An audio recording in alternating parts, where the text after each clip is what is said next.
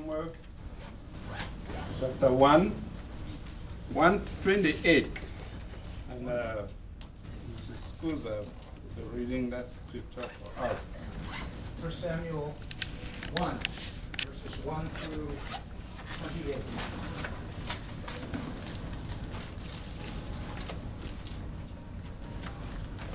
Okay. 1 Samuel chapter 1. There was a man named Elkanah. Yes, can we stand for the reading of the word? Sorry. There was a man named Elkanah who lived in Ramah in the region of Zuph, in the hill country of Ephraim. He was the son of Jeroam, son of Elihu, son of Tohu, son of Zuph of Ephraim. Elkanah had two wives, Hannah and Peninnah.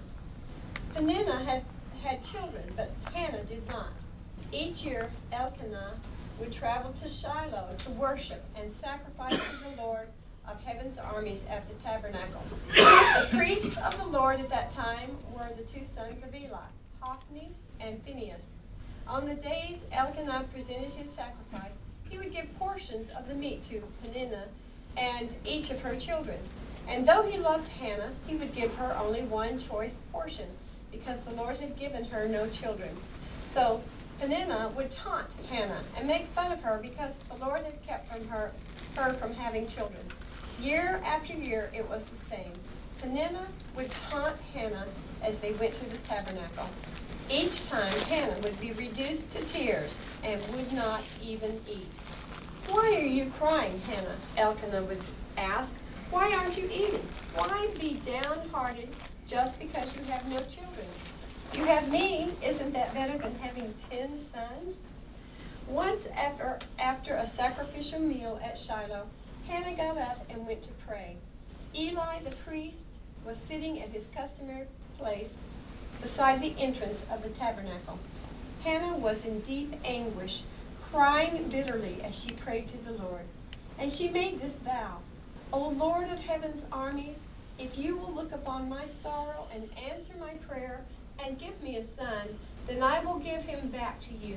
He will be yours for his entire lifetime, and as a sign that he has been dedicated to the Lord, his hair will never be cut." As she was praying to the Lord, Eli watched her. Seeing her lips moving but hearing no sound, he thought she had been drinking. "Must you come here drunk?" he demanded. "Throw away your wine."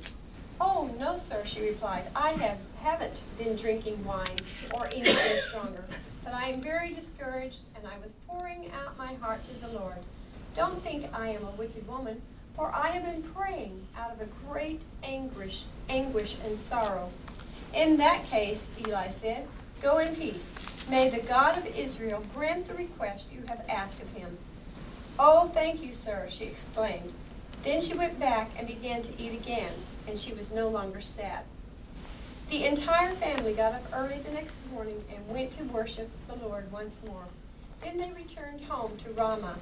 When Elkanah slept with Hannah, the Lord remembered her plea, and in due time she gave birth to a son. She named him Samuel, for she said, "I asked the Lord for him."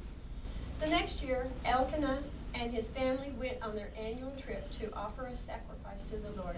But Hannah did not go. She told her husband, "Wait until the boy is weaned. Then I will take him to the tabernacle and leave him there with the Lord permanently."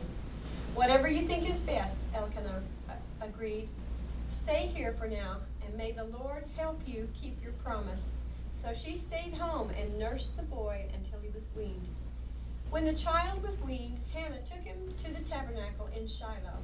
They brought along a 3-year-old bull for the sacrifice and a basket of flour and some wine. After sacrificing the bull, they brought the boy to Eli. "Sir, do you remember me?" Hannah asked. "I am the woman who stood here several years ago praying to the Lord. I asked the Lord to give me this boy, and he has granted my request. Now I am giving him to the Lord, and he will belong to the Lord his whole life." And they worshipped the Lord there. Thus is the reading of the Lord. Thanks be to God.